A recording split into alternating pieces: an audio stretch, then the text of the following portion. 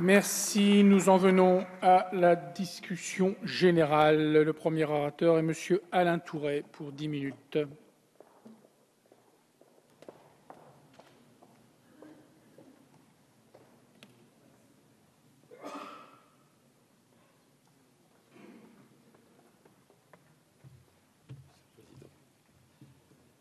Monsieur le Président, Monsieur le Ministre, Madame la Présidente, Madame la rapporteure,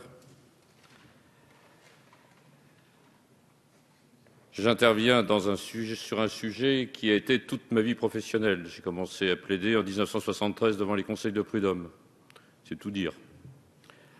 Dû plaider 3000 dossiers. Donc, je vais vous parler un petit peu de l'expérience que j'ai pu avoir. Au début, il n'y avait que les sections du commerce et de l'industrie, et encore pas sur tout le département. Quand un cadre voulait attaquer, il devait agir devant le tribunal d'instance. Et puis progressivement sont intervenues les sections agricoles, les sections des activités diverses et les sections de l'encadrement. Progressivement également, ce qu'on a pu noter, c'est que le droit social, le droit prud'homal est devenu un droit extraordinairement compliqué. Il n'était plus rare dans les derniers dossiers sur lesquels on pouvait lancer tout un certain nombre de procédures de conclure sur 40 pages, avec des avocats de plus en plus spécialisés et dans des affaires de plus en plus complexes portant sur des intérêts de plus en plus importants. L'affaire Moulinex, par exemple, 10 000 dossiers. 10 000 dossiers, globalement, à 10 à 20 000 euros chacun. Vous voyez l'intérêt du dossier à la fin, qui devra être payé par le Fonds national de garantie des salaires, puisque, bien évidemment, la société a été liquidée. Donc, c'est un dossier complexe qui vous est soumis, Monsieur le Ministre. Alors, à ce niveau-là, comment peut-on y répondre ? D'abord, le problème de savoir s'il faut procéder par ordonnance, ça ne me pose aucun problème.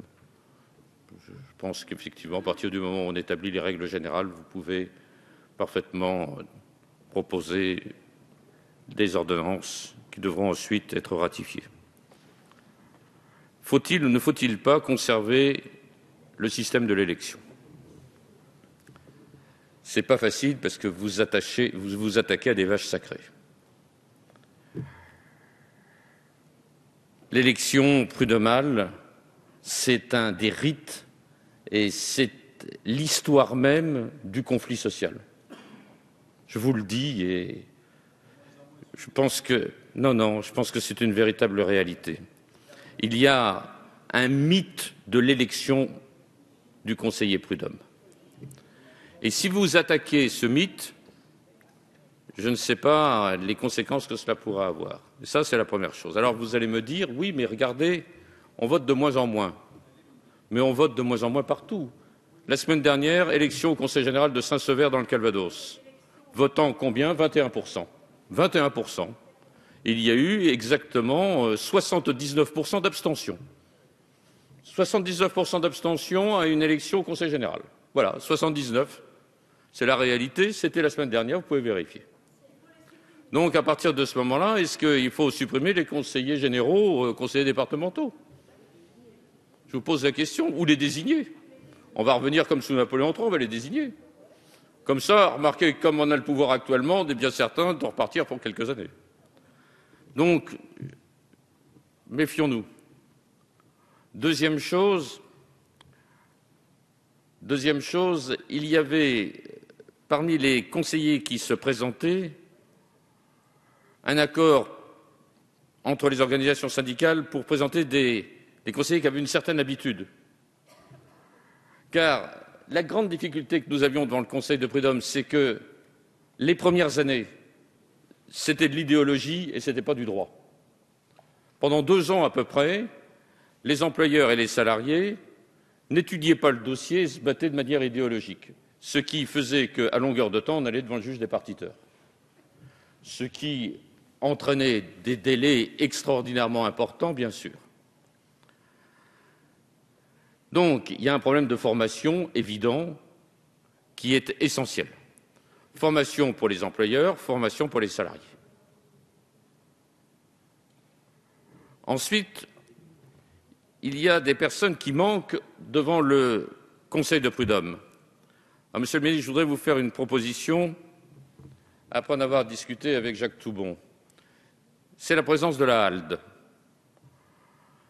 Si on prend un peu les affaires de droit du travail, la HALDE a sa présence absolument indispensable, à mon avis, dès qu'il y a des problèmes de discrimination. Elle n'est jamais là. Et si je pouvais vous faire une proposition, ça serait de faire comme pour les accidents du travail, on avait l'obligation d'appeler devant la juridiction la CPAM. Et là, on aurait la possibilité d'appeler devant la juridiction obligatoirement la HALDE, qui, à mon avis, apporterait des éléments essentiels. Et en général, la HALDE prépare très bien ses dossiers avec les juristes qui sont les siens. Elle ne peut pas intervenir dans tous les dossiers, je le sais bien, mais dans tous les dossiers d'importance, et d'abord dans les dossiers de discrimination, ce sont les dossiers les plus importants et qui touchent bien évidemment les salariés dans leur corps même. Voilà l'une des propositions que je pourrais vous faire. Alors je ne suis pas persuadé qu'il faille, Monsieur le ministre, renoncer à l'élection. Je vous le dis tel que je le pense. Je crois qu'on a la possibilité de diminuer les coûts. On a la possibilité, et Mme Bulletot l'a très bien indiqué, de passer par soit le vote par Internet, soit par le vote électronique, soit par la correspondance. Tout ça, à mon avis, est parfaitement possible à mettre sur pied. Car, je l'admets très bien, ce n'est pas aux employeurs de supporter des coûts très importants en matière d'organisation, puisqu'ils perdaient une demi-journée. Maintenant, le deuxième sujet, Monsieur le ministre, vous en avez parlé, il faut aller plus loin. Et puisque vous travaillez actuellement avec Madame la garde des Sceaux, je voudrais vous faire part d'un certain nombre de réflexions qui sont les miennes sur le fonctionnement de la justice prud'homale. Actuellement, elle est engorgée. Ça dure beaucoup trop longtemps. Et c'est insupportable car la longueur, elle est toujours payée par le salarié. Puisque à 99%, vous l'avez rappelé, ce sont les salariés qui sont demandeurs. Alors, je pense qu'il faut prévoir deux possibilités de procédure.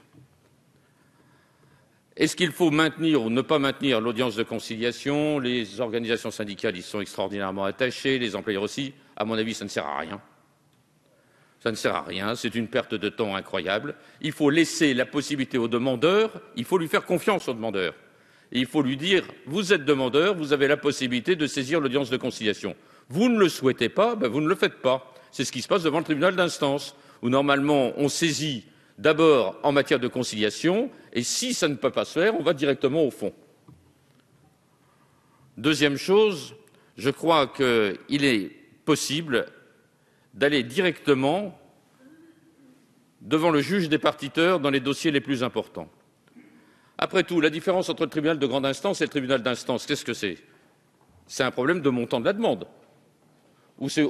Ou bien alors c'est un problème de demande indéterminée. C'est ou l'un ou l'autre. Alors la proposition que je voudrais vous faire, Monsieur le ministre, elle est la suivante. On prévoirait deux possibilités de saisir le Conseil de prud'homme. Pour les dossiers les moins importants, on reprend la procédure actuelle.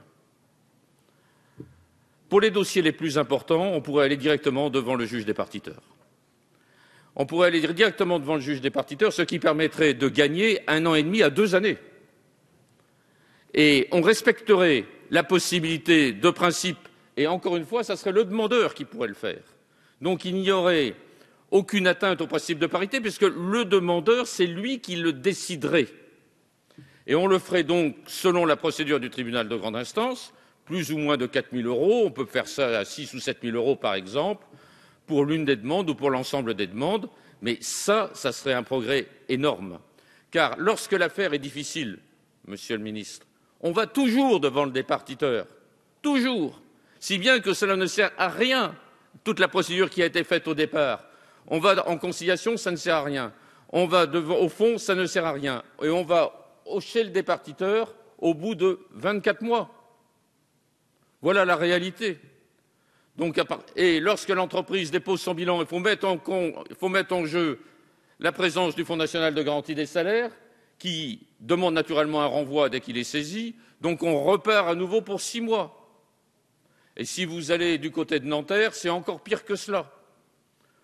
Voilà la réalité. Alors ça, on ne peut pas l'admettre. Il faut trouver des solutions. La solution que je vous propose, c'est une solution originale. Je suis prêt à travailler avec vous là-dessus. C'est une solution originale, c'est-à-dire faire 2 possibilités. Et je crois que là, on aurait véritablement des solutions d'imagination et qui prennent en compte finalement ce que demandent les salariés. Qu'est-ce qu'ils veulent? C'est des décisions rapides. Ils ne comprennent pas, sinon. Donc, on a la possibilité, par les propositions que je vous fais, d'aller directement vers une solution. C'est ce que souhaitent les salariés. Plus l'affaire traîne, plus elle se fait au détriment des salariés. Eh bien, nous sommes des gens de gauche. Ce que nous voulons, c'est qu'il y ait des solutions rapides, claires et exigeantes qui puissent permettre de réparer les injustices dont sont victimes un certain nombre de salariés. Voilà mes propositions, Monsieur le Ministre.